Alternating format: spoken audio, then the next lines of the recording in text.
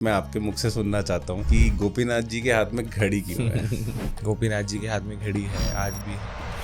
मतलब कि dog lover है एक तरफ, और ऐसा है कि एक तरफ अभी नवरात्रे आ गए तो नहीं खा रहे, फिर सावन आ गए तो नहीं खा रहे, पूरा साल खा रहे हैं। मतलब उसमें ज्यादा प्राण बचते हैं और मुर्गी में कम बचते हैं। हनुमान जी को सिंदूर क्यों चढ़ता है, उनको इतना प्रिय क्यों है सिंदूर? जैसे वो वही लीला है ना कि पानीपत से एक हनुमान जी की झांकी का प्रारंभ हुआ। पानीपत की प्रथा है बहुत ऐतिहासिक। लोग कहते हैं कि विभीषण ने गलत किया, अपने बच्चों का नाम नहीं रखते लोग विभीषण। आपने किसी का नहीं देखा? क्यों नहीं रखते? कि जब वस्त्रों का हरण हो रहा था, वस्त्र हरण हो रहा था, चीर हरण हो रहा था, क्या वहां पर भीष्म पितामह नहीं बैठे थे? क्या वहां पर गुरु द्रोणाचार्य नहीं बैठे थे? क्या वहां धृतराष्ट्र नहीं बैठे थे? और द्रौपदी ने सबसे कहा कि बचाओ, सबको कहा। अभी जैसे हम ठाकुर जी की बात कर रहे हैं तो बहुत से लोग कन्हैया जी को छलिया भी कहते हैं, और वहीं श्री राम जी को मर्यादा पुरुषोत्तम राम जी कहा जाता है। ये छल नहीं करते थे, जो कार्य होना था ना वो ये करते थे। कष्ट आने पर यदि सुदामा जी किसी और भगवान की ओर चले जाते तो द्वारिकाधीश उनके सामने उनको हृदय से ना लगाते।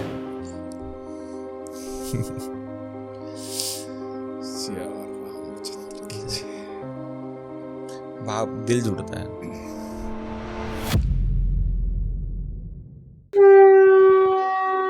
जय श्री राम, जय श्री राधे। आज के इस पॉडकास्ट में हमारे साथ जुड़े हैं एक ऐसे व्यक्ति जिनकी बातों में भक्ति, भाव, प्रेम और ज्ञान का एक संगम है। भागवत कथावाचक श्री उद्धव जी महाराज। आज हम उनसे बात करेंगे श्री राम जी के बारे में, श्री कृष्ण जी की लीलाओं के बारे में, राधा रानी के भाव और ब्रज धाम के उस रस की जहाँ से भक्ति का समंदर बहकर पूरी दुनिया तक जाता है। तो आइए स्वागत करते हैं उद्धव जी का। जय श्री राधे, जय श्री राम, जय श्री राधे, सीताराम। कैसे हैं महाराज जी आप? खूब अच्छे हैं, खूब कृपा। आप बताइए कैसे हो? खूब कृपा महाराज जी, बहुत बहुत धन्यवाद आप पधारे हमारे पॉडकास्ट में। बहुत टाइम से मैं कोशिश कर रहा था, बट आपकी बहुत सी कथाएं आपका धन्यवाद, आपने हमें संपर्क किया, हमें बुलाया जी।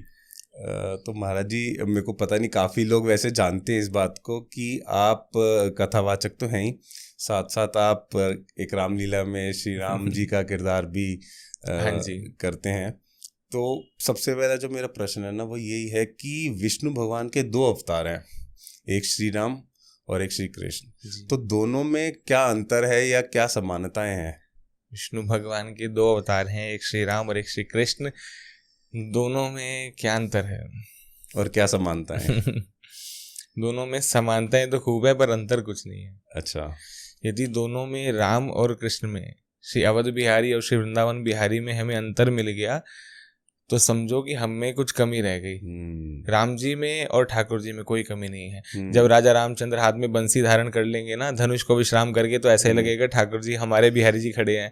और हमारे वृंदावन बिहारी यदि हाथ में धनुष लेकर के खड़े हो जाएंगे तो ऐसा लगेगा कि रघुनाथ जी खड़े हैं जी। कित मुरली कित चंद्रिका कित सखियन को साथ, अपने जन के काज आज कृष्ण भय रघुनाथ। गोस्वामी तुलसीदास जी को दर्शन दिया था ना वृंदावन में जी।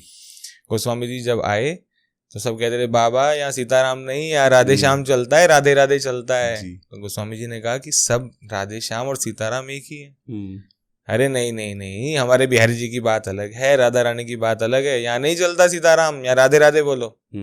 तो गोस्वामी जी रो पड़े और ठाकुर जी को कहते हैं कि श्याम सुंदर, मैं जानता हूँ आप ही श्याम हो, आप ही राम हो, इन सारे ब्रजवासियों को एक बार दर्शन दो, कृपा करो। यदि मैं आपका सच्चा भक्त हूँ तो प्रमाण दो कि आप ही श्याम सुंदर हो और आप ही रघुनाथ जी हो।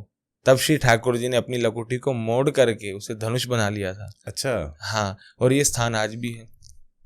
ज्ञान गुदड़ी है ना, जहाँ श्री उद्धव जी ने गोपियों को ज्ञान देना चाहा, पर गोपियों ने सारा का सारा ज्ञान उद्धव जी का वहीं प्रवाहित कर दिया था। तो उसी ज्ञान गुदड़ी में स्थान है, उसके निकट ही स्थान है। स्थान का नाम है तुलसी राम दर्शन स्थली। अच्छा। वहां श्री बिहारी जी खड़े हैं हाथ में धनुष लेकर के। अच्छा। हाँ, और ऐसा लगता है कि बिल्कुल रघुनाथ जी हैं, कोई अंतर नहीं है और बिल्कुल समानता है। वही घुंघराले बाल, वही श्याम वर्ण, वही लंबी लंबी आजानुभुज, लंबी लंबी भुजाएं, वही मुस्कुराता हुआ मुखमंडल, कोई अंतर नहीं है। और हमारे गुरुदेव कहते हैं कि राम जी, बिहारी जी और महादेव, ये तीनों एक ही हैं। ठाकुर जी ने ही महादेव का रूप ले रखा है, ठाकुर जी ने ही रघुनाथ जी का रूप ले रखा है। यही जटा ले लेते हैं तो महादेव बन जाते हैं, यही जटा ले लेते हैं तो वनवासी राम बन जाते हैं, ये केश खोल देते हैं तो श्याम सुंदर बन जाते हैं, कोई अंतर नहीं। जी, आपने जैसे पूरी लीला बताई ना, तो मुझे पिछले साल की दिवाली याद आ गई। दीपावली पे बिहारी जी के दर्शन करे थे और वो रामलला बने थे, हाथ में धनुष था। तो बिल्कुल ऐसे ही दर्शन थे कि रामलला के ही दर्शन करे जी, हैं। बिल्कुल बिल्कुल एक ही है बिहारी जी, कोई अंतर नहीं है जी। और अच्छा, जैसे जो श्री कृष्ण जी हैं उनके 3 रूप हैं, मतलब जो उन्होंने लीलाएं करी। एक बाल रूप में लीला करी उन्होंने, दूसरा योद्धा, और तीसरा सारथी के रूप में। तो आपके लिए कृष्ण जी का सबसे प्रिय रूप कौन सा है? सबसे प्रिय जो मुझे सबसे प्यारा लगता है वो महाभारत युद्ध में जब श्री ठाकुर जी सारथी बने। कि मतलब भगवान की भक्त वत्सलता देखो, भगवान कितने पतित पावन हैं। इनके जो नाम है भक्त वत्सल, शरणागत वत्सल, दीन वत्सल, पतित पावन, तो ठाकुर जी अपने नाम को सिद्ध करते हैं, सार्थक कर रहे हैं। एक अर्जुन गांडीवधारी एक योद्धा है, उसके लिए भगवान कितना कुछ करते हैं। रथ चला रहे हैं ठाकुर जी, बंसी बजाई ठाकुर जी ने, बहुत अच्छा है। हम सभी को बंसी बजाना तो याद रहा पर चक्र चलाना भूल गए। हम सभी ने, जो श्याम सुंदर ने 11.5 साल तक बंसी बजाई, उसके बाद तो चक्र को ही धारण किया 100 वर्ष से ज्यादा, हमें बंसी बजाना याद रहा, हम वो भूल गए महाराज। तो सबसे प्यारा स्वरूप जो श्याम सुंदर का है ना, बंसी तो है ही है प्यारा। माखन चोरी की लीला जो हम आनंद करते हैं वो भी बहुत प्यारी है, पर ठाकुर जी का सबसे प्यारा है कि ये सारथी बन गए। द्रौपदी को कहते हैं कि द्रौपदी चलो मेरे साथ भीष्म पितामह के पास, भीष्म पितामह अनुष्ठान कर रहे हैं और दुर्योधन की पत्नी को आशीर्वाद दे देंगे कि दुर्योधन विजय भव। ठाकुर जी ने द्रौपदी को कहा तुम मेरे साथ चलो, घूंघट ओढ़ लेना, अच्छा, ताकि भीष्म पितामह को लगे कि दुर्योधन की पत्नी आ गई, तुम्हें आशीर्वाद दे देंगे। अब ठाकुर जी द्रौपदी को क्या कहते हैं कि द्रौपदी तुम्हारे जो पाँव में खड़ाऊ है ना, जो जूतियां पहन रखी हैं, इन्हें उतार दो, इन्हें देख करके भीष्म पितामह समझ जाएंगे कि द्रौपदी आई है। तो ठाकुर जी ने वो खड़ाऊ, वो जूतियां, वो इतनी प्यारी सी, वो अपने बगल में दबा ली। अच्छा, अरे आपके मंदिर में आने से पहले हम नहा धोकर आते हैं, अपनी चप्पल जूते बाहर उतार करके आते हैं, हाथ धोकर आचमन करके आते हैं, और आप देखो कितने भक्त वत्सल हो कि द्रौपदी के खड़ाऊ अपने बगल में दबाए बैठे हो। यहाँ कहाँ गई वो प्रभुता, यहाँ कहाँ गई वो पवित्रता? ये तो प्रेम की बात है उधो, बंदगी सबके बस की नहीं है। ठाकुर जी ने जो प्रेम दिखाया, यदि श्याम सुंदर नहीं होते ना, इस बात को गौर करना, जो महाभारत जिन्होंने पढ़ी है, बिहारी जी नहीं होते तो महाभारत एक दिन भी पांडव चल नहीं सकते थे। ठाकुर जी ने ही कहा, विदुर जी से कहलवाया कि लाक्षागृह में आग लगने वाली है, जंगल जल जाता है और चूहा बच जाता है। पांडव बच गए, नीचे सुरंग बना दी। आप ना होते तो दुर्योधन का पूरा शरीर वज्र का बन जाता। गांधारी ने कहा था बेटा आ जाना, मैं पट्टी खोलूंगी अपने नेत्रों की, तेरा पूरा शरीर वज्र का बन जाएगा। बिहारी जी को बड़ी चिंता, इसका शरीर वज्र का बन गया तो अर्जुन, भीम, युधिष्ठिर, नकुल, सहदेव ये हार जाएंगे। तो ठाकुर जी ने दुर्योधन को कहा, सब सो रहे हैं, दुर्योधन के पास स्वयं चले गए कि दुर्योधन इतना बड़ा हो गया, माँ के सामने क्या नंग धड़ंग जाएगा, कम से कम एक केले का पत्ता ही लपेट ले। और जिस समय दुर्योधन ने वहां लपेटा तो गांधारी ने जब देखा तो गांधारी कहती बेटा तुझसे एक गलती हो गई, तेरा वो स्थान कमजोर रह गया। तो ठाकुर जी ने ही कहा था बड़े भैया भीम, इनकी जंघा पर मारो, जंघा कमजोर रह गई। ठाकुर जी ना होते तो रथ पर शिखंडी ना होते, और शिखंडी ना होते तो भीष्म पितामह का उद्धार नहीं होता, अर्जुन नहीं जीत सकते थे भीष्म पितामह से। ठाकुर जी ना होते तो इन्होंने जो युधिष्ठिर जी को कहा था कि आप कह देना अश्वत्थामा मारा गया हाथी, जब आप बोलोगे हाथी मैं शंख बजा दूंगा। फिर गुरु द्रोणाचार्य का उद्धार हुआ। इन्होंने पग पग पर द्रौपदी की लाज रखी है, इन्होंने उत्तरा की लाज रखी है, इन्होंने कुंती की लाज रखी है। सबसे प्यारा स्वरूप बिहारी जी का है वो महाभारत वाला है। उससे ज्यादा भक्तवत्सलता नहीं दिखाई, उससे ज्यादा करुणा किसी अवतार में नहीं दिखाई, किसी लीला में नहीं दिखाई, किसी स्वरूप में नहीं दिखाई जो महाभारत युद्ध में दिखाई है पांडवों के साथ। एक बार तो ठाकुर जी, युधिष्ठिर जी ने देखा, अच्छा युद्ध चल रहा है महाभारत का, भगवान अपने रात्रि में 12-1 बजे अपने शिविर से निकल कर जा रहे हैं। कहाँ जा रहे हैं? संध्या के बाद तो सब सो जाते हैं, ये अभी तक रात्रि तक जाग रहे हैं। युधिष्ठिर जी को आहट हुई, देखा ठाकुर जी कहीं जा रहे हैं, पीछे गए कि मुझे लगता है कि कहीं केशव दुर्योधन को कुछ बताने तो नहीं जा रहे, कहीं ये कौरवों से मिल तो नहीं गए। पीछे पीछे गए हैं तो ठाकुर जी अर्जुन के कक्ष में, अर्जुन के शिविर में प्रवेश कर गए।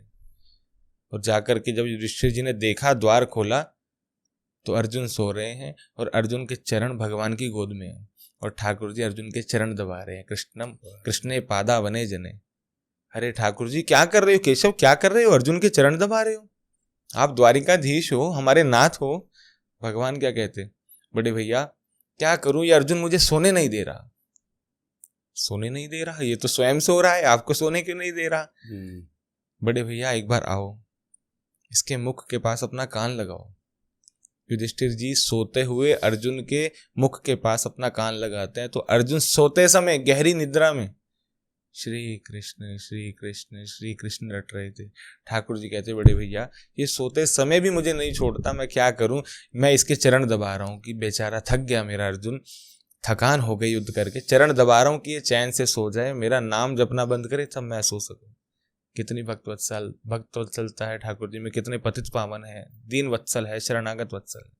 इससे ज्यादा और प्यारी लीला कोई नहीं है जी। महाराज जी बहुत भावुक हो गया मैं। तो जैसे आपने पूरे अभी बताया ना अर्जुन और श्री कृष्ण का जो पावन रिश्ता संबंध, तो गीता में श्री कृष्ण भगवान ने महाभारत के समय अर्जुन को ज्ञान दिया। तो आज के इस कलयुग के समय हम लोग उस गीता से क्या ज्ञान ले सकते हैं, मतलब क्या हमें लेना, इस जैसा कलयुग चल रहा है क्या अपनाना चाहिए। गीता में से बहुत सी चीजें हैं बट कुछ एक दो चीजें का जो मेन सार, तो जो मुख्य रूप से ठाकुर जी ने अर्जुन को यही कहा, अर्जुन गलत जो भी हो, आपके घर में भी कोई गलत कर रहा है, संबंधी भी गलत कर रहा है, गलत का साथ मत देना, उसके लिए लड़ना पड़ेगा तो लड़ो, लड़ना पड़ेगा तो लड़ो। तो वही तो किया विभीषण जी ने, सगा भाई गलत कर रहा था कि भैया छोड़ दे, चाहे तू ना मान कि जानकी मैया स्वयं लक्ष्मी है, चाहे ना मान कि ये जगदम्बा है, इनके एक इशारे से, इनके भ्रिकुटी विलास से सातों सागर उबल सकते हैं, तो मत मान कि लक्ष्मी जी है, मत मान जगदम्बा है, तो यही मान ले कि एक साधारण सी एक स्त्री है, उसको हाथ लगाना, उसको अपहरण करके अपने यहाँ रखना अच्छा लगता है। लोग कहते हैं कि विभीषण ने गलत किया। अच्छा, अपने बच्चों का नाम नहीं रखते लोग विभीषण, आपने किसी का नहीं देखा होगा, नहीं सुना ऐसा। क्यों नहीं रखते, कैकेयी नहीं रखते, क्यों नहीं रखते लोग, लोगों का विचार ऐसा है कि भाई को धोखा दे दिया, भाई को धोखा दे दिया। अरे उसने कितना समझाना चाहा, वो तो वही था, भाई नहीं तो लात मारी, रावण नहीं लात मारी ना, विभीषण तो कब तक समझाता रहा, पर रावण जब नहीं आया सही रास्ते पर तो जाना ही था।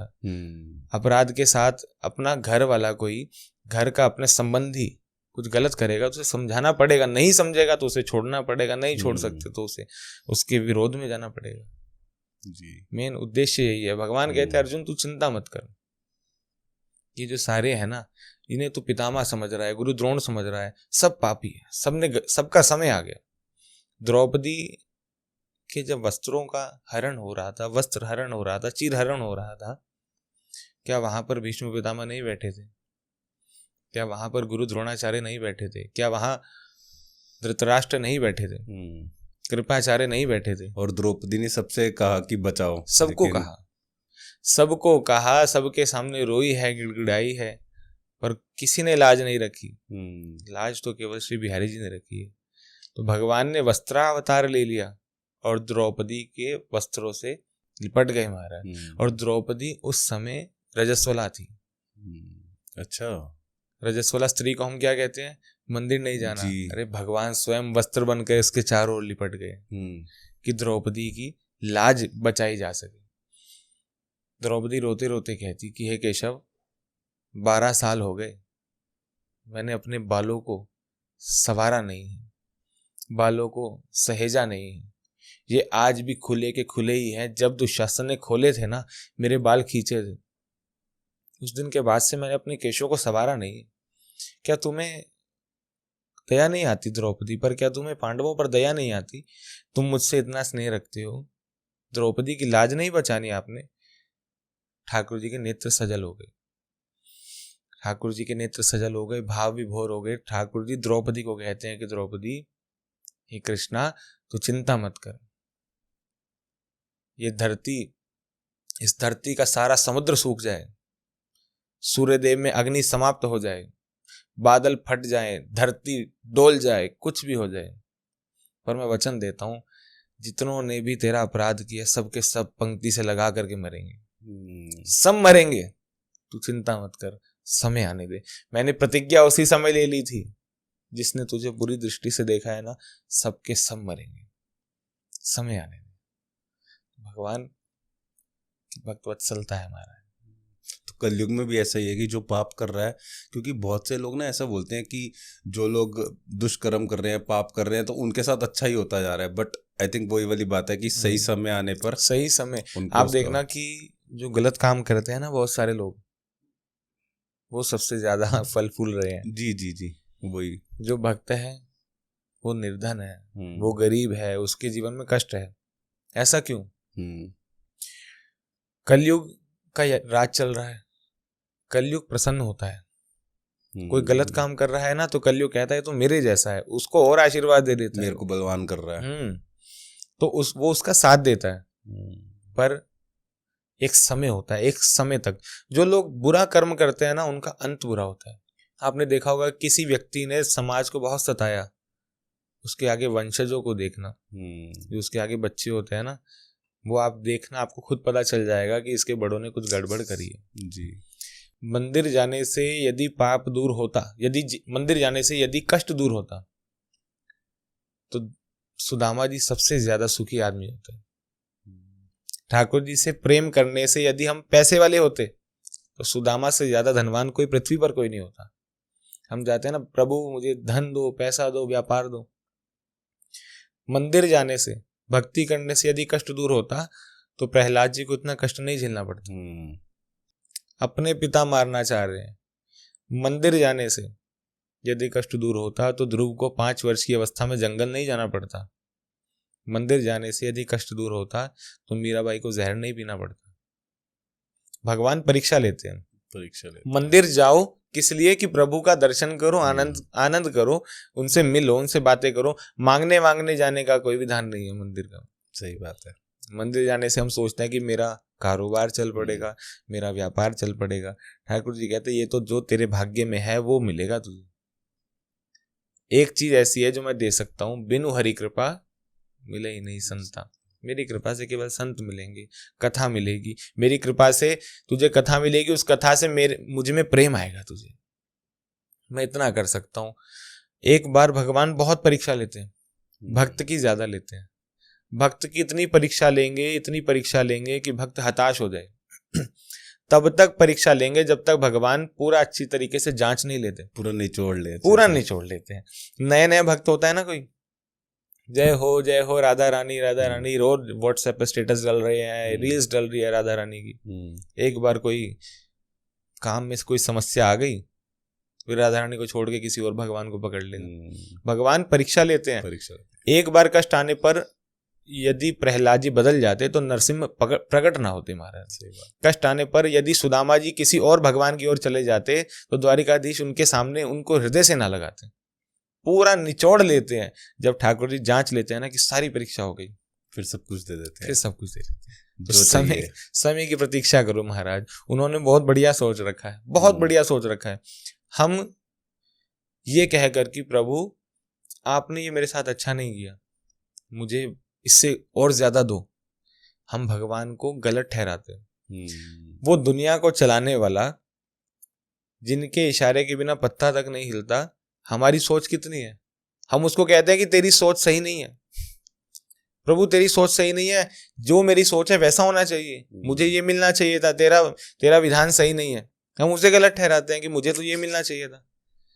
पर उसने जो सोचा है बहुत बढ़िया सोचा है। अपने समय की प्रतीक्षा करो बस, और अपने कर्म अच्छे रखो, और ठाकुर जी पे विश्वास रखो। हाँ, परीक्षा भी आप मान रहे हैं, परीक्षा जितनी भी आए विश्वास बना करके रखो। इसलिए कहते हैं ना कि सच्चा दरबार है। हम कहते हैं ना साचे दरबार की जय, सच्चिदानंद रूप आए। सत्य है, राम नाम ही परम सत्य है। उमा कहूँ मैं अनुभव अपना, सत्य हरि भजन जगत सब सपना। सारा जगत सपना है, एक दिन टूट जाएगा, पर सच्चा कुछ है तो रघुनाथ जी का भजन है एकमात्र। जी महाराज जी, जैसे अभी ये पॉडकास्ट हम वृंदावन में बैठ के कर रहे हैं ब्रज में, तो ब्रज में हर जगह राधे राधे होती है। तो ऐसा क्यों है? और ऐसा भी कहा जाता है कि ब्रज में राधा के बिना कृष्ण अधूरे। इसके ऊपर आप क्या कहना चाहते हैं? राधा बिना है श्याम आधा। ये तो बात है, सब लोग यही कहते हैं और ये सच्ची बात है कि श्री किशोरी जी जो है ठाकुर जी की आह्लादिनी शक्ति है। वो ठाकुर जी को भी आनंद देने वाली है, जो स्वयं सच्चिदानंद है। उन्हें भी आनंद चाहिए, उन्हें भी बल चाहिए, उन्हें भी कृपा चाहिए। किसकी चाहिए? श्री किशोरी जी की चाहिए। एक बार श्री नारद जी पधारे द्वारिकाधीश। प्रभु कहाँ है? रुक्मणी मैया ने कहा आज तो सुबह से पता नहीं कहाँ है। सत्यभामा जी के पास गए, प्रभु कहाँ है? नहीं है। जामवंती जी कहाँ है? कालिंदी जी कहाँ है? किसी महल में ठाकुर जी नहीं है। कहाँ गए, कहाँ गए, कहाँ गए? पूरे द्वारिकाधीश में ढूंढ लिया। बलराम जी को भी नहीं पता, उद्धव जी को नहीं पता, दारुक को नहीं पता, सात्विकी जी को नहीं पता, कहाँ गए ठाकुर जी। नारद जी वापस जाने लगे तो द्वारिका के तट पर, द्वारिका के जो सोने के महल थे उसके किनारे पीछे की ओर समुद्र के किनारे एक झोपड़ी थी। उस झोपड़ी में नारद जी सोचते हैं कि अरे द्वारिका में जो आता है एक बार यहाँ आ जाए, द्वारिकाधीश की कृपा हो जाए, वो उसके पास इतना धन आ जाता है कि वो राजा बन जाए। यहाँ झोपड़ी बनाकर कौन सा संत रह रहा है। नारद जी गए, देख करके चकित रह गए। एक सहज सी धोती, पीतांबर और मस्तक पर मुकुट धारण करके ठाकुर जी आंख बंद करके बैठे हैं और तपस्या कर रहे हैं। नारद जी कहते हम जिनकी आराधना करते हैं, हम जिनका ध्यान करते हैं, उसको किसका ध्यान करने की आवश्यकता पड़ी। शंकर जी को बुलाया, ब्रह्मा जी को बुलाया कि प्रभु महादेव आप इनका ध्यान करते हो, ये भी किसी का ध्यान कर रहे हैं। ब्रह्मा जी आप इनका ध्यान करते हो, ये भी किसी का ध्यान कर रहे हैं। हमें लगता है इनसे बड़ा भी है कोई, इनसे ऊपर भी है कोई जिसका हमें नहीं पता। पता करो कौन है। महादेव कहते नारद जी जाकर देखो, इनके होठ हिल रहे हैं। ये क्या बोल रहे हैं? नारद जी ने अपनी वीणा रखी, बिल्कुल दबे पांव गए कि ठाकुर जी के नेत्र ना खुल जाए। और श्याम सुंदर के जो अधर है, होठ हिल रहे थे, अपना कान नारद जी ने उनके सन्मुख रखा तो श्याम सुंदर की श्वास श्वास से निकल रहा था श्री राधा श्री राधा श्री राधा श्री राधा। नारद जी कहते कि हे प्रभु ये तो श्री राधा रानी को याद कर रहे हैं। महादेव कहते साची बात है, सच बात है, श्री किशोरी जी से ऊपर कोई नहीं। ठाकुर जी भी उनको याद करते हैं, ठाकुर जी भी उनका ध्यान करते हैं, उनसे बड़ा कोई नहीं है दुनिया में। करुणामयी किशोरी है, भाव भावेश्वरी, रास रासेश्वरी, करुणामयी किशोरी है। ठाकुर जी परीक्षा लेते हैं जी। राधा रानी को नहीं आती लेनी, राधा रानी परीक्षा लेना नहीं जानती, श्याम सुंदर जानते हैं। ठाकुर जी परीक्षा लेते हैं, जांचते हैं, उसको अच्छी तरीके से निचोड़ लेते हैं। पर श्री राधा रानी कहती हमें नहीं आता भक्त को कष्ट देना, आप बड़े कठोर हो। आपके पास तो शूर्पणखा आई सज धज कर, आपने उसके नाक कान काट दी। आप बड़े कठोर हो। आपके सामने हिरन आया इतना सुंदर, आपने उसे मार दिया निरपराधी हिरन को। आप बड़े कठोर हो। आप गोपियों को छोड़ करके चले गए। आप बड़े कठोर हो। आप रास के बीच में दौड़ गए। आपके हृदय में कहीं ना कहीं कठोरता है। गोपियां कह रही है मृगयुरिव कपिंद्रम विव्यदे लुब्ध धर्मः, आपके हृदय में कठोरता है। पर श्री किशोरी जी कहती हमारे हृदय में नहीं है, हम तो केवल प्रेम करना जानती है। कोई एक बार हाथ उठा करके हमारे महल में आकर जय जय श्री राधे कर देता है तो हम तो उसी से रीझ जाते हैं। हमें कुछ नहीं चाहिए, हमें तो बस ये चाहिए कि ये आया है। बोलो राधा रानी सरकार की जय।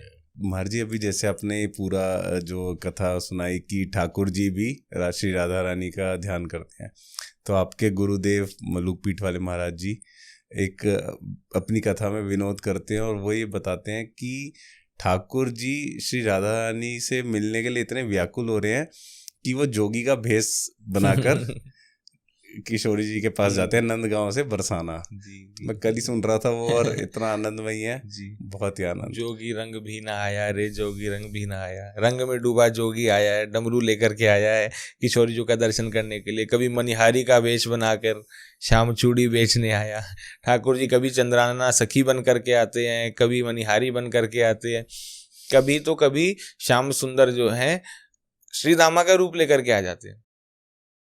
अनेक रूप लेते हैं। कभी श्री किशोरी जी श्री दामा का रूप लेकर के ठाकुर जी के सन्मुख आ जाती है कि ठाकुर जी को पता ना चले कि मैं श्री दामा की बहन हूं।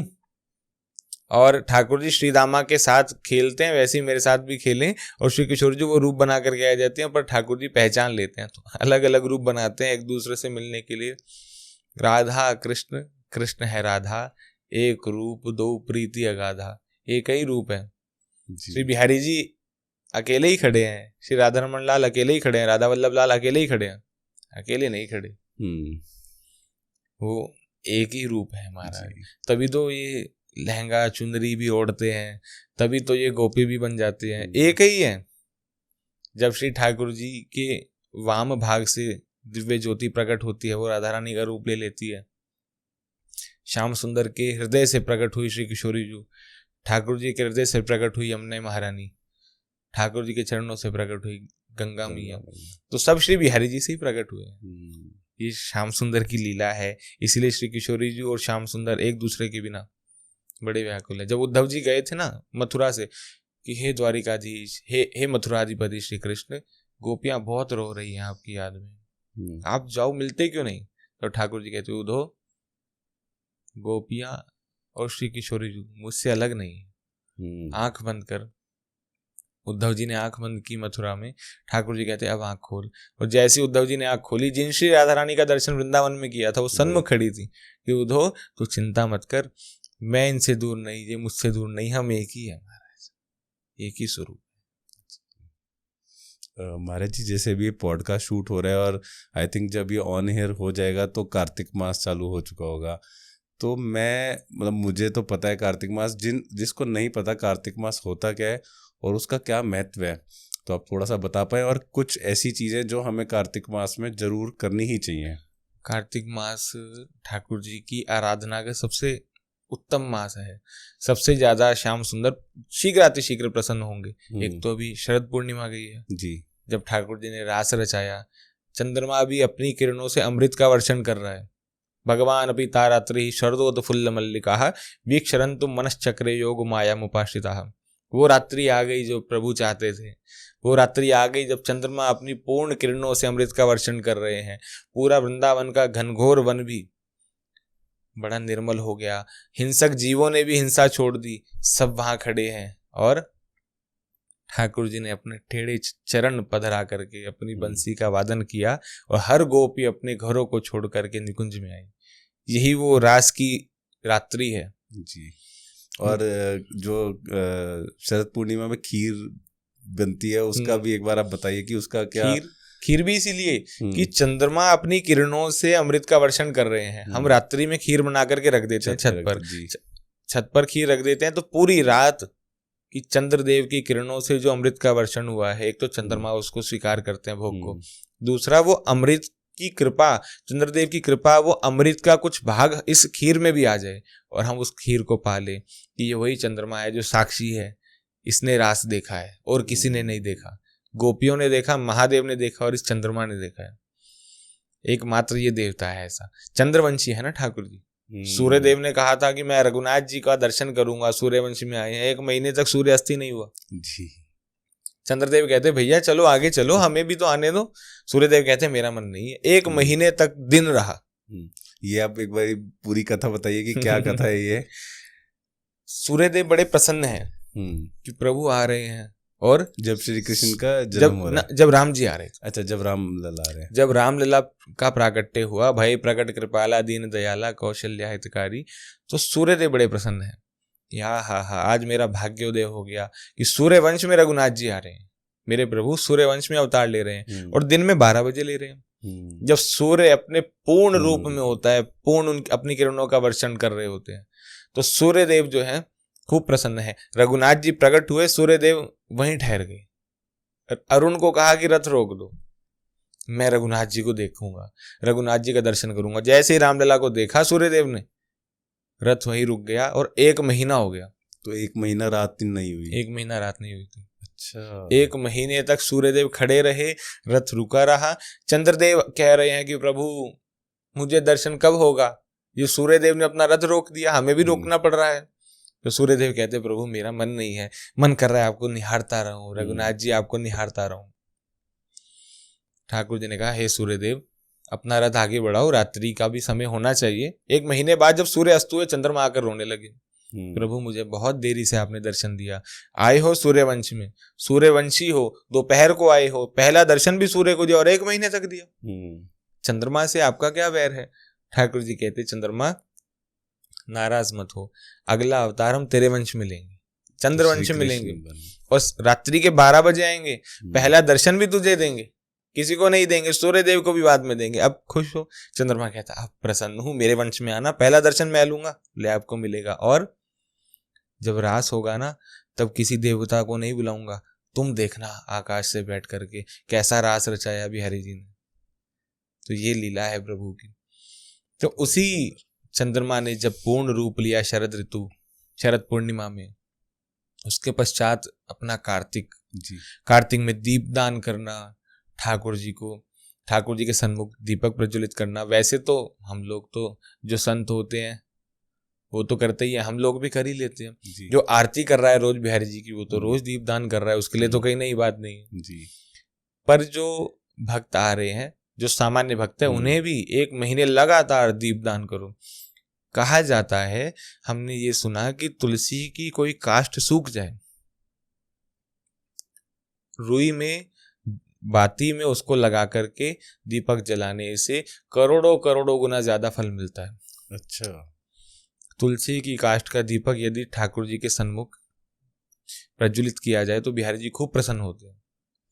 हम जब मरते हैं, अंतिम संस्कार में भी कहा गया है कि तुलसी होनी चाहिए जी। तुलसी जी जो है ठाकुर जी के चरणों तक, क्योंकि उनका स्थान क्या है, कहाँ है? बिहारी जी के चरणों में। एक बार हमने तुलसी जी के चरण पकड़ लिए तो उनके चरण पकड़ करके हम ठाकुर जी के चरणों तक पहुंच जाएंगे। ये महत्व है महाराज जी। तो दीपदान का बहुत महत्व है। दीपदान करो, दीपदान करो, अन्न आदि का दान करो, संतों की सेवा करो, ठाकुर जी का दर्शन करो, ठाकुर जी को खीर का भोग लगाओ, पूरे महीने जो आराधना करनी है वो आराधना करो, लाल जी को रिझाओ, पूरे महीने जो भोग लगाना है वो भोग लगाओ, मंगला दर्शन करो। जिसने की मंगला वो कभी नहीं हुआ कंगला।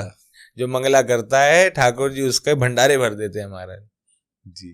तो जैसे घर में भी जिनके घर में लड्डू गोपाल जी की सेवा है, वो भी मंगला उनको भी करनी चाहिए कार्तिक मास में? वैसे तो रोज ही करनी चाहिए। अच्छा, है ना? तो नहीं, जैसे कई लोगों का भाव ये होता है कि लाला रूप में जब हम उठेंगे तब ठाकुर जी उठेंगे, कि लेट उठाना है, ऐसा भाव लेके सेवा कर रहे हैं। पर अच्छा है कि सुबह सुबह तो शयन भी तो जल्दी करा दो, जल्दी शयन करा दो, 8:30 बजे तक शयन करा दो, फिर उसके बाद ठाकुर जी की नींद पूरी हो जाएगी और सुबह सुबह ठाकुर जी को जगा दो, फिर दिन में भी शयन करा दो जी। कुछ देर ठाकुर जी दिन में भी शयन कर लेंगे। और सुबह तो वैसे ही कहते हैं अमृत वेला है जी। अमृत वेला में उठने से तो वैसे ही अमृत का वर्षण होता ही है। तो सुबह उठने से हमारा ऑरा अच्छा रहता है और नेगेटिविटी सब दूर रहती है और चेहरे पर तेज रहता है जी। अच्छा माँ जी, अभी ना मैं जयपुर गया था, तो जयपुर को भी दूसरा वृंदावन कहा जाता है, क्योंकि वहाँ पर हमारे वृंदावन के 2 ठाकुर जी, गोविंद देव जी और गोपीनाथ जी हैं। तो गोपीनाथ जी के दर्शन किए मैंने, और एक कथा है जो मुझे तो पता है बट मैं आपके मुख से सुनना चाहता हूँ कि गोपीनाथ जी के हाथ में घड़ी क्यों है? गोपीनाथ जी के हाथ में घड़ी है, आज भी है। हमने भी सुना था कि एक अंग्रेजी जमाना था, उस जमाने में एक व्यक्ति ने, मतलब होगी 50-60 साल पुरानी बात है, एक व्यक्ति आता है, कहता है कि आप दिन रात आरती कर रहे हो, भोग लगा रहे हो, पत्थर ही तो है, पत्थर ही तो है कि आपके भगवान क्या खा रहे हो? तो वहां के भक्तों ने कहा कि भाई सामान्य बात नहीं है, प्रत्यक्ष में ठाकुर है। उस जमाने में एक घड़ी आई जो पल्स पर चलती थी, नब्ज पर चलती थी। हाथ की नब्ज चलेगी, पल्स चलेगी, तब वो घड़ी टिक टिक चलती थी, नहीं तो रुक जाएगी, अगर रुक जाती थी। और फिर हमने सोचा कि इतने पहले आ गई थी। हमने गूगल किया तो गूगल पर जाकर पता चला कि आ गई थी, खूब पहले वो डिस्कवर हो गई थी, इन्वेंशन हो गया था। तो वो व्यक्ति कहता है मेरे पास एक घड़ी है जो नब्ज पर चलती है, पल्स पर चलती है, तुम्हारे इस भगवान में, इस पत्थर में प्राण हो गए तो चलेगी, नहीं चलेगी ना तो फिर तो वही है, पाखंड कर रहे हो तुम। अब जो भक्त है वो तो कहता, डंके की चोट पर कहता हूं तू पहना दे ठाकुर जी को घड़ी, चलेगी। तो उस व्यक्ति ने जैसे ही वो घड़ी पहनाई है, वो तो सोच रहा था पत्थर है क्या होगा, जब वो घड़ी पहनाई तो गोपीनाथ जी के हाथ में घड़ी टिक टिक टिक टिक करके चलने लगी महाराज। आज तक चल रही है। और आज तक चल रही है। सारे के सारे भक्त जो थे उस दिन के बाद से, तो जिसको कुछ अश्रद्धा थी, जो कोई नास्तिक भी था, उसको भी पूरी श्रद्धा हो गई कि गोपीनाथ तो प्रत्यक्ष ठाकुर है, इनमें प्राण बसते हैं हमारा, इनमें प्राण बसते हैं और इनमें हमारे भी प्राण बसते हैं इनके चरणों में। घड़ी बदलती रहती है। अच्छा। हमें ऐसा लगता है कि वो घड़ी शायद इतने समय पुरानी होगी तो अब तो नहीं चलती होगी, क्योंकि 2-4 हमने फोटोग्राफ्स देखी हैं, उसमें घड़ी अलग अलग थी, कभी राउंड थी, कभी स्क्वायर में थी। तो फिर हमें ये प्रतीत हुआ, हमें ये लगा कि शायद वो 50-60 साल पुरानी बात होगी, तो वो घड़ी शायद अब सहेज करके रख दी होगी। पर आज भी ठाकुर जी के हाथ में घड़ी तो पहनाते हैं कि ये ऐसा ठाकुर है जो घड़ी भी चला देता है अपनी पल्स पर। तो वो भी एक उनका श्रृंगार का ही रूप हो गया। वो श्रृंगार है, उसके बिना ठाकुर जी का दर्शन नहीं होता, घड़ी पहनते हैं जी। अभी जैसे हम ठाकुर जी की बात कर रहे हैं तो कन्हैया जी को छलिया भी कहा जाता है और वहीं श्री राम जी को मर्यादा पुरुषोत्तम राम। तो आज के इस कलयुग में फ्रीडम की बात करते हैं तो लोगों को मर्यादा एक बंधन लगता है। तो क्या श्री राम जी के जीवन की मर्यादा आज भी रिलेवेंट है? कन्हैया को छलिया कहा जाता है और रघुनाथ जी को मर्यादा पुरुषोत्तम। ठाकुर जी जो छलिया का टैग लगाया वो श्याम सुंदर एक तो गोपियों के साथ किया, पर वो छल नहीं था, वो तो गोपियों को आनंद देने के लिए कि देखे बिन कान्हा जब मन ना ही माना। ये गोपियों का ताना, ये उल्हाना तो एक बहाना है हमारा। कृष्ण पद कमलों में मन को लगाना, इन गोपियों का ताना, ये उल्हाना एक बहाना है। मैया तेरे लाला ने छल किया है मेरे साथ, मैया ने तेरे लाला ने मटकी फोड़ दी, बार बार शिकायत करते। ये गोपियों का ताना एक उल्हाना है कि बार बार जाऊंगी तो दोबारा से कृष्ण का दर्शन हो जाएगा, बार बार जाऊंगी तो मैया दोबारा से कृष्ण का दर्शन करा देगी। और छल इसके बाद वर्णन आया कि प्रभु ने छल कहाँ किया, महाभारत आदि में कि दुर्योधन को हमने बताया ना कि उसे कहा कि वो तो जरूरी था, ऐसा नहीं होता तो महाभारत युद्ध दुर्योधन जीत जाता, पूरा शरीर वज्र का हो जाता। ठाकुर जी नहीं चाहते, ये जो हमने कहा छल, ये छल नहीं करते तो गुरु द्रोणाचार्य का उद्धार नहीं हो पाता। भगवान ने अर्जुन को कहा कि कर्ण रथ से उतर गया है, इसे अब इसका उद्धार हो जाए। अर्जुन कहता प्रभु जो रथ पर नहीं है, रथहीन है, उस पर प्रहार नहीं करते। ठाकुर जी कहते अर्जुन बात तेरी सब सही है, जो रथहीन है उस पर प्रहार नहीं करना, उस पर अस्त्र शस्त्र नहीं चलाते, ये युद्ध के नियमों के विरुद्ध है। पर इसी कर्ण ने मेरे बच्चे अभिमन्यु पर शस्त्र चलाए थे जब वो भी रथहीन था, अभिमन्यु भी रथ पर नहीं था। अरे दुनिया कहती है कि कर्ण जो है महान दानी है, कर्ण से बड़ा कोई दानी नहीं है। जिस समय अभिमन्यु पर प्रहार हो रहा था ना, मरता मरता अभिमन्यु कर्ण को कहता है कि कुछ जल दे दो, प्यास लगी है। कर्ण के रथ में जल था पर कर्ण ने दान नहीं दिया, वो जल दिया नहीं। भगवान कहते काहे का इतना बड़ा दानी, जब सबसे ज्यादा आवश्यकता थी दान देने की, कुछ देने की, तब इसने दिया नहीं। मेरा भांजा अभिमन्यु मारा गया। यही लीला हुई कि बाद में चलकर जब जो रथी होते थे उनके रथ में जल होता था, पूरा दिन युद्ध करना है तो जल पीते थे। कर्ण का रथ एक ऐसे स्थान पर गया, वहां कुछ उछाल आया और जो रथ पर जल था वो सारा का सारा जल गिर गया, और जहां गिरा वहां की माटी जो है गल गई, दलदल बन गया, और कर्ण का रथ का पहिया उसी में फंस गया। तो ठाकुर जी ने कहा कि अब इसे छोड़ना नहीं है, नियम इन्होंने तोड़ा है तो हम भी तोड़ेंगे। तो ये छल नहीं है, ये जरूरी था। रघुनाथ जी इतने मर्यादित, इतने मर्यादा पुरुषोत्तम कि जब तक माँ बुलाती नहीं ठाकुर जी कुछ बोलते नहीं, सहज में ही बैठे रहते, हर समय मंद मंद मुस्कुराहट मुख पर है।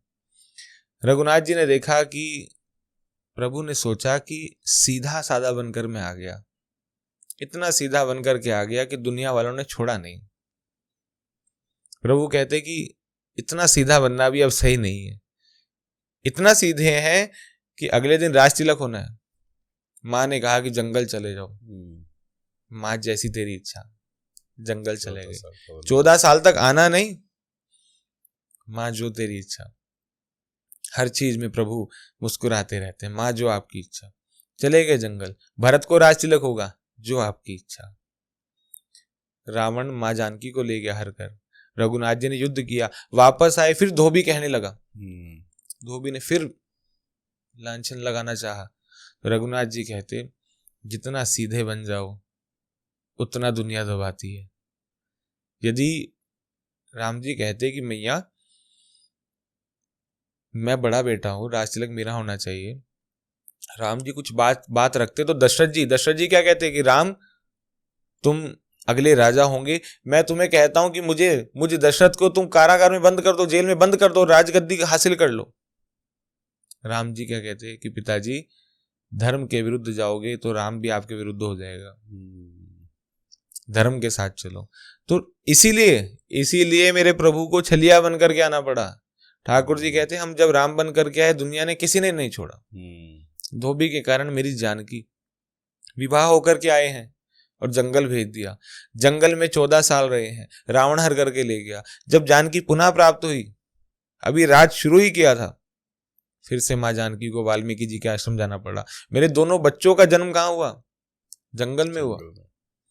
तो इतना सीधा नहीं बनना अब की बार तो मैं छलिया ऐसा चटक मटक सो ठाकुर बन करके आऊंगा कि दुनिया वाले जो सीधे साधों का उनका फायदा उठाते हैं ना, अब ऐसा नहीं कर पाएंगे। अब जैसी दुनिया है वैसा मैं बन करके आऊंगा।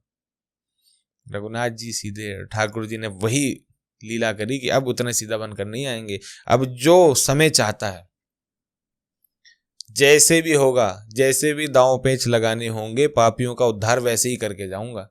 भीष्म पितामह के लिए तो भगवान ने अपनी प्रतिज्ञा तोड़ दी थी कि कोई अस्त्र शस्त्र नहीं उठाऊंगा। भीष्म पितामह के लिए रथ का पहिया उठा लिया था ठाकुर जी ने। ये वो राम जी है जो एक वचन के लिए जंगल चले गए, पर जब ये श्याम बन करके आए तो तोड़ दिया वचन, कोई बात नहीं, युद्ध होना चाहिए। तो इसलिए प्रभु अब मर्यादा पुरुषोत्तम श्री राम जी की मर्यादा को हम कोरिलेट करें आज के समय में, क्योंकि बहुत से लोगों को ना मर्यादा सुन के ऐसा लगता है कि बंधन है। तो इसलिए कि आज के जो लोग हैं उसको कैसे रिलेवेंट है या नहीं है मर्यादा का। ठीक है, आपको मर्यादा का मतलब अपने बड़ों का आदर करो, सत्कार करो। कहीं ऐसी जगह मत जाओ जहां आपके बैठने से आपकी छवि धूमिल हो, आपके माता पिता की छवि धूमिल हो। ऐसा काम ना करो। ये भी कर लोगे तो बड़ी मर्यादा में ही हो। जरूरी नहीं कि आपके पिताजी, आपकी माँ ने कुछ कह दिया कि ये कर दे और ऐसे जंगल चला जा। आज के समय में तो कोई नहीं जाएगा। आज के समय में तो हम फोन भी नहीं छोड़ेंगे किसी के कहने पर। तो यही बहुत बड़ी मर्यादा है कि आप अपने माता पिता का ही सत्कार कर दो, अपने माता पिता के संस्कारों पर चलो, अपने बड़ों का सत्कार करो। कुछ अभक्ष्य चीज मत खाओ। जूतम पानम स्त्रिया सोना यत्र धर्म चतुर्विदा। जहाँ जुआ खेला जाता है वहाँ कलयुग का वास होता है, तो नहीं करना। अब तो ऑनलाइन ये क्रिकेट मैच में भी बच्चे लगे पड़े। जी। ये गलत है ना। तो इसमें आदत लग जाती है, वहाँ कलयुग का वास है। ये सब मत करो। कुछ गलत मत खाओ, मदिरा का। और ये आजकल नॉन वेज खाते हैं लोग, एक तरफ डॉग लवर है, दूसरी तरफ मुर्गी की गर्दन काट दे। ये हिपोक्रेसी तो है। प्यार करना है तो सबसे करो, प्यार करना है हर चीज। जैसे आपने बोला कि डॉग लवर है एक तरफ, और ऐसा है कि एक तरफ अभी नवरात्रे आ गए तो नहीं खा रहे, फिर सावन आ गए तो नहीं खा रहे, पूरा साल खा रहे हैं। मतलब उसमें ज्यादा प्राण बसते हैं और मुर्गी में कम बसते हैं। दोनों में प्राण है। प्राण तो चींटी में भी उतना ही बसते हैं जितना हम में बसते हैं। सब में प्राण है, सब सांस ले रहे हैं। तो ऐसा नहीं करना चाहिए। सबको समान प्यार करो, करना है तो ये भी मर्यादा है। ये सब करोगे तो आप मर्यादा में ही हो। तो आज के समय में इतना ही कर लोगे तो बहुत बड़ी बात है। जी। और महाराज जी, श्री राम जी की बात हो और हनुमान जी की बात ना हो तो ऐसा तो हो नहीं सकता। तो हनुमान जी को सिंदूर चढ़ता है, सबने देखा है। तो उस कथा के बारे में बताइए कि हनुमान जी को सिंदूर क्यों चढ़ता है, उनको इतना प्रिय क्यों है सिंदूर? जैसे वो वही लीला है ना कि एक बार मैया सिंदूर लगा रही थी। अरे माँ, ये आप लाल लाल रंग क्या लगा रहे हो अपने मस्तक पर? मैया ने कहा, हनुमान बेटा, क्योंकि माँ ने हनुमान जी को बेटा बनाया था ना, अजर अमर गुण निधि सुत हो। सुत माने बेटा, कि तू मेरे बड़े बेटे हो। तो हनुमान, ये सिंदूर है। मैया, सिंदूर क्यों लगाना? सिंदूर लगाने से मेरे पति की आयु बढ़ जाएगी, रघुनाथ जी की आयु बढ़ जाएगी। ने हाँ, सिंदूर लगाने से प्रभु की उम्र बढ़ जाएगी। माँ ने इतना सा सिंदूर लगाया और हनुमान जी ने सोचा मैया इतना सा लगा रही है तो प्रभु की उम्र बढ़ रही है, मैं तो पूरे श्रीअंग पर सिंदूर लगा लूंगा कि प्रभु की आयु इतनी हो जाए कि ब्रह्मांड नष्ट हो जाए, मेरे प्रभु की आयु नष्ट ना हो। बहुत सुंदर। इसलिए तो हनुमान जी जो है राम कथा सुनिबे को रसिया है, राम जी के परम रसिक हैं। हनुमान जी कहते पूरे श्रीअंग पर लगा लूंगा सिंदूर। हमारे यहाँ रामलीला होती है ना जी, तो जो हमारे साथ हनुमान जी का अभिनय करते हैं वो पूरे श्रीअंग पर सिंदूर लगाते हैं डेली, मतलब जब भी रोज, जब तक हनुमान जी की लीला है रोज सिंदूर लगाते हैं। और आपको एक और बात बताएं, आपको पानीपत से एक हनुमान जी की झांकी का प्रारंभ हुआ। पानीपत की प्रथा है बहुत ऐतिहासिक, पानीपत सुना है ना? जी जी जी। पानीपत में वो प्रथा शुरू हुई और हमारे सहारनपुर में भी वो है। हनुमान जी का मुख होता है केवल, जैसे मुखौटा होता है, खूब लंबा होता है। जी जी, देखा है आपने? हाँ जी हाँ जी। वो अब खूब तो लंबा काफी जगह, मतलब मैंने देखा दिल्ली, करनाल, अब शायद और जगह भी आने और लग गया, पर पानीपत में तो यहाँ ये प्रारंभ है इसका। सहारनपुर में भी बहुत होता है, 15-20 स्वरूप होते हैं सहारनपुर में भी हमारे। उसका नियम होता है, जो व्यक्ति हनुमान जी के उस स्वरूप को धारण करेगा वो 40 दिन तक ब्रह्मचार्य का पालन करेगा, 40 दिन तक जमीन पर सोएगा, 40 दिन तक हमने ये सुना है कि किसी स्त्री की हाथ का बना हुआ कुछ खाते नहीं। अच्छा, 40 दिन तक इतना नियम करते हैं, कुछ गलत नहीं करना, पूरा केवल राम नाम, राम राम राम राम राम राम रटना है 40 दिन तक। 40 दिन करने के बाद जिस मंदिर से यात्रा प्रारंभ होती है, पूरे शरीर में चिकनी मिट्टी होती है ना जी, वो पूरे शरीर में लगा करके लेट लेट कर उस मंदिर तक जाते हैं। दंडोत करते समय, दंडोत करके उस मंदिर तक जाते हैं, तब जाकर के उस स्वरूप को धारण करते हैं और पूरे श्रीअंग पर पूरे के पूरा सिंदूर लगाते हैं। हमारा कोई बहुत बलशाली है, बॉडी बिल्डर भी कोई है, यदि उसने नियम कच्चा रख दिया तो वो स्वरूप को झेल नहीं पाता। अच्छा, इतना उसमें शक्ति होती है, इतना बल होता है। और कोई ऐसा सुकड़ा होता है ना हमारे जैसा भी पतला सा, और उसने बढ़िया नियम कर लिया, वो भी बहुत अच्छा वो कर लेता है, बहुत बढ़िया नियम कर लेता है, बहुत अच्छा स्वरूप आता है। हर कोई नहीं कर सकता, हर किसी में इतना बल नहीं है। और जहां कहीं आपको वो हनुमान जी दिखे, बिना सोचे समझे उनके चरणों में गिर जाना। जहां उन्होंने आपकी पीठ थपथपा दी, समझ लेना कि हनुमान जी का आशीर्वाद मिल गया, आपका सारा कष्ट दूर हो जाएगा, सारी समस्या दूर हो जाएगी। जा करके एक बार उनके चरणों में माथा टेक दो। सामने आते हैं तो ऐसा लगता है कि हनुमान जी चले आ रहे हैं। हम रामलीला करते हैं, हम राम जी का अभिनय करते हैं, 6-7 साल हो गए, हम राम जी का स्वरूप लेकर के खड़े थे।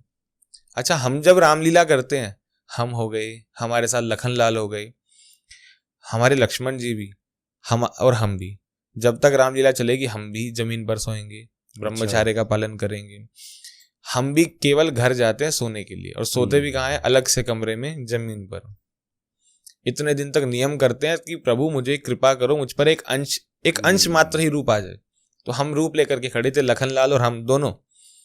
जैसे ही वो हनुमान जी आए, वो हनुमान जी तो वो तो राम जी को देख रहे हैं, वो तो राम जी को प्रणाम करने लगे, पर उनका रूप देख करके मुझे ऐसा लगा कि ये मुझे क्यों प्रणाम कर रहे हैं क्योंकि मैं तो उस समय ये नहीं सोच रहा था कि मैं राम हूं, मैं ये सोच रहा था मैं उद्धव हूं। कि मैंने उन्हें उठाया, कह रहे नहीं, चरणों में गिरे रहेगी, मेरे राम है। उनका ऐसा स्वरूप होता है कि हम राम जी के अभिनय करते समय, राम जी का रूप लेते समय भी सोच रहे हैं कि हनुमान जी है। तो बहुत, कहीं भी दिख जाए आपको, उनके चरणों में गिर जाना महाराज जी। और जैसे महाराज जी आपने बताया कि आप कई 6-7 साल से श्री राम जी का स्वरूप रामलीला में करते हैं, तो कभी ऐसी कोई लीला कि आपको प्रभु के दर्शन हुए हो या फिर कुछ लीला करी हो प्रभु ने आपके साथ? देखो, सच बात तो ये है, कहानी तो दुनिया बता देगी कि मुझे अनुभव हुआ, मुझे राम जी मिल गए या प्रभु ने सपने में दर्शन दिया। सच बात बताऊं, जिसको हुआ है वो बताएगा नहीं, जो बता रहा है उसे हुआ नहीं। क्या बात है। जिसको हो गया दर्शन, उसके मन तक रहेगा, वो बता ही नहीं सकता। पर कुछ अनुभव बता सकता हूं कि थोड़ा बहुत अगर कुछ संकेत है। इतने नियम से करते हैं, अपनी तरफ से प्रयास ये रहता है इतने नियम से करते हैं कि नियम भंग ना हो जाए पूरे साल भर। ऐसा नहीं है कि मेरे लखनलाल 15 दिन की रामलीला में मेरे साथ लक्ष्मण है, पूरे साल भर वो मेरा लक्ष्मण है। पूरे साल भर भैया भैया भैया भैया करते हैं। पूरे साल भर मैं उन्हें लखनलाल कहता हूँ। पूरे साल भर हम दोनों एक दूसरे से बहुत प्यार रखते हैं। और जिस समय राम जी लक्ष्मण जी को भेजते हैं कि लक्ष्मण जाओ इंद्रजीत से युद्ध करो, जब वो लीला नहीं देखी जाती, पता नहीं, अच्छा, वो लीला देखी नहीं जाती कि ऐसा लगता है कि उस समय पता नहीं प्रभु क्या करते हैं कि मेरा लक्ष्मण युद्ध करने जा रहा है, आज कुछ हो जाएगा। उस लीला के समय ऐसा लगता है कि मेरे भाई को कुछ हो ना जाए। मुझे पता है कि मैं राम नहीं हूं, मुझे पता है वो लक्ष्मण नहीं है, मुझे पता है कि हम लीला कर रहे हैं, हम नाटक कर रहे हैं, पर मैं वो लीला नहीं देख पाता। जो मेघनाद इंद्रजीत बन करके आता है ना, जब वो ब्रह्म शक्ति को बुलाता है, ऐसा लगता है कि ये देख नहीं पाऊंगा, वो देखा ही नहीं जाता। चाहे नाटक कर रहे हैं, ऐसा लगता है, कलेजा बाहर निकलता है कि लक्ष्मण को कुछ हो ना जाए आज। मेरे साथ जो लक्ष्मण जी करते हैं, इस बार मैं नहीं कर पाया, मैं वृंदावन हूँ क्योंकि प्रभु की जो इच्छा। तो वो जब वो लीला हो रही थी, मैं रूप में नहीं था अब की बार, ऐसे ही बैठा था मैं, क्योंकि रूप किसी की नहीं ओढ़ने लिया अब की बार। तो वो तब भी नहीं देख पाया मैं, वही भाव कि मेरे लक्ष्मण को चोट ना आ जाए, मेरे भाई को आज कुछ हो जाएगा। और जैसे ही बाण लगा लक्ष्मण जी, रघुनाथ जी के चरणों में, अभी मेरा शरीर कांप रहा है एक सोचते समय भी। लक्ष्मण जी जब राम जी के चरणों में, राम जी की गोद में लेटे थे ना, तो मुझे देख करके ये लग रहा था कि मेरा लक्ष्मण किसी और की गोद में क्यों लेटा है। मुझे इतना फील हुआ ये कि मेरा लक्ष्मण है, मेरा भाई है, मेरी गोद में आ, मैं प्यार करूंगा, किसी और की गोद में क्यों लेटा है। क्योंकि उस समय पता नहीं प्रभु क्या लीला करते हैं कि लक्ष्मण मूर्छा नहीं देखी जाती। जब पहले साल हमने किया, इतना रोए हम, इतना रोए। हमें जो हमारे डायरेक्टर हैं, जो सिखाते हैं, कि उन्होंने कहा कि आपने रोना है। तो शाम तक मैं घर पर अभ्यास करता रहा कि रोना नहीं आ रहा, रोऊंगा कैसे, रोना नहीं आ रहा, कि नाटक ही तो कर रहे हैं। जैसे ही लक्ष्मण जी को ब्रह्म शक्ति लगी, लक्ष्मण जी गिरे, पता नहीं प्रभु ने क्या लीला करी, 2 घंटे तक ना लक्ष्मण और ना मैं, हम चुप ही नहीं हो पाए। 2 घंटे तक पूरी सारी लीला इकट्ठी हो गई, मंच के पीछे सब इकट्ठे हो गए, पर्दा डला हुआ है और हम किनारे आ गए। 2 घंटे तक हम चुप ही नहीं हो पाए, एक दूसरे को गले लगा करके रोते रहे रोते रहे रोते रहे कि मेरे लक्ष्मण को, वो भैया भैया कह करके, और मैं लक्ष्मण लक्ष्मण कह करके, हम रोते ही रहे। मुझे ऐसा लगता है कि पूरी रामलीला में, सच बात बतला रहा हूँ, कि सीता हरण के समय भी रोना नहीं आया, क्योंकि ऐसा लग रहा था कि ये हम कोई कलाकार हैं, लीला कर रहे हैं। पर जैसे लक्ष्मण मूर्छा आई, ऐसा लगता है कि मेरे लक्ष्मण को क्या हो गया, मेरे लक्ष्मण को कुछ होना नहीं चाहिए। अब की बार भी मैं इतना, मतलब लीला में नहीं था, खूब रोया मैं कि मेरे लक्ष्मण को चोट ना आ जाए। पता नहीं प्रभु क्या लीला करते हैं, ये ठाकुर जी जानते हैं। सियावर रामचंद्र की जय। भाव दिल जुड़ता है। जय प्रभु राम। और आज भी अब वो लक्ष्मण जी के रूप में चाहे नहीं भी है, मैं देख नहीं सकता कि उन्हें कुछ हो जाए। हम लीला में मिले थे, पर आज भी ऐसा लगता है कि मेरा भाई है, उसको कुछ होना नहीं चाहिए। पता नहीं, दुनिया लाख बातें करे, पर मैं अपने दिल की कहता हूँ कि मुझे ऐसा लगता है कि ये मेरा भाई है। और भाई से भी बढ़कर लगता है कि इसे कुछ कहना दे इसे। ये प्रभु लीला करते हैं। बहुत ही सुंदर। अब तो महाराज जी, इस पॉडकास्ट में मैं आगे कुछ कह नहीं पाऊंगा, तो इस पॉडकास्ट को हम यही अंत करते हैं। और बस अंत में एक छोटी सी मेरी आपसे एक रिक्वेस्ट है, आपकी आवाज़ बहुत मीठी है, कुछ 2 पंक्तियां सुना दीजिए। हमने तो वो भाव लिखा था उसको लेकर कि ठाकुर जी, बहुत इच्छा है मेरी कि ब्रज में मेरा घर बन जाए। सभी की इच्छा है, और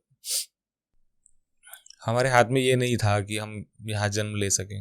हमारे हाथ में ये नहीं था कि हमारा यहाँ जन्म हो, हमारे माता पिता यहाँ के हों। हमारे हाथ में तो प्रभु कहते हैं, ठाकुर जी कहते हैं कि ब्रजवासी तू मन से बन, तन से नहीं है। मन तू वृंदावन में रख। कोई पूछे कहाँ रहता है, मैं यहाँ रहता हूँ, पर मेरा मन तन यहाँ रहता है, मेरा मन वृंदावन रहता है। वो प्रयास कर रहा हूँ, तिलक लगा रहा हूँ, नाटक करने की कोशिश कर रहा हूँ कि मैं भी एक भक्त की तरह दिखूं। पर हम सभी लोग आज की डेट में अपने आप को भक्त नहीं कह सकते। भक्त तो जो वो है, भक्त वो होगा जो अपनी भक्ति को प्रदर्शित नहीं करेगा, जो सड़क पर बखान करेगा, सड़क पर चलता हुआ माला करेगा। अच्छी बात है, हम उनकी बुराई नहीं कर रहे, पर उससे करोड़ गुना ज्यादा अच्छा भक्त वो है जो अकेला कमरा बंद करके ठाकुर जी की माला करता है, उनसे बातें करता है। ये वो जानता है, उसका ठाकुर जानता है वो हंस रहा है कमरे में या रो रहा है। ये वो और उसका ठाकुर जानता है कि उसके मन में क्या भाव है। अपना प्रेम मैं बहुत ज्यादा किसी को बताऊंगा तो घट जाएगा, नजर लग जाएगी, कम हो जाएगा। तो हमने ये भाव लिखा कि ठाकुर जी मेरे हाथ में नहीं था कुछ, हम सभी भक्त नहीं हैं, हम सभी भक्तों की तरह तिलक लगा करके थोड़ा नाटक कर रहे हैं कि हम ऐसे हो जाएं। हम नहीं हैं ध्रुव जी की तरह, हम नहीं हैं प्रहलाद जी की तरह, हम नहीं हैं मीराबाई की तरह। हम बस कुछ नाटक कर सकते हैं। क्या पता नाटक करते करते ही जैसे रामलीला में राम जी की वो भाव आ गया था, क्या पता ऐसे भी कोई प्रेम हो जाए आपसे। यही एक साधन है। तो हमारा ब्रज में घर तो बना नहीं, आज की डेट में तो ऐसा ही है कि प्रभु मुझे एक घर ही दिलवा दो। तो हमने उसके लिए लिखा था, हो मेरा ब्रज में घर बनवा दो, मुझको ब्रजवासी बना दो, एक छोटी सी ठोर दिला दो, मुझको ब्रजवासी बना दो, मेरा ब्रज में घर बनवा दो, मुझको ब्रजवासी बना दो, मैं तो रोज बिहारी जी जाऊं, माला पेड़ा चंदन भोग लगाऊं, मुझे बाकी बिहारी से मिला दो, मुझको ब्रजवासी बना दो, राधा वल्लभ जी का ब्याहुला रचाऊं, अपने प्यारे को मैं दुल्हा बनाऊं, राधा वल्लभ जी को सहरा सजा दो, मुझको ब्रजवासी बना दो, राधा रमणा जी की मंगला में जाऊं, अपने प्यारे जो की आरती उतारूं, मुझे कुलिया प्रसाद दिला दो, मुझको ब्रजवासी बना दो, मेरा ब्रज में घर बनवा दो, मुझको ब्रजवासी बना दो। ठाकुर जी हम भीख मांग रहे हैं कि हमारा ब्रज में घर बनवा दो, हमें भी स्टैंप लगा दो ब्रजवासी की। बस यही भाव लिखा था, और ये कभी ना कभी ठाकुर जी जरूर स्वीकार करेंगे। आज नहीं तो कल, कल नहीं तो परसों, पर कभी ना कभी तो बनाएंगे ही ब्रजवासी। बहुत बहुत धन्यवाद महाराज जी। बहुत बहुत धन्यवाद। जय श्री राधे।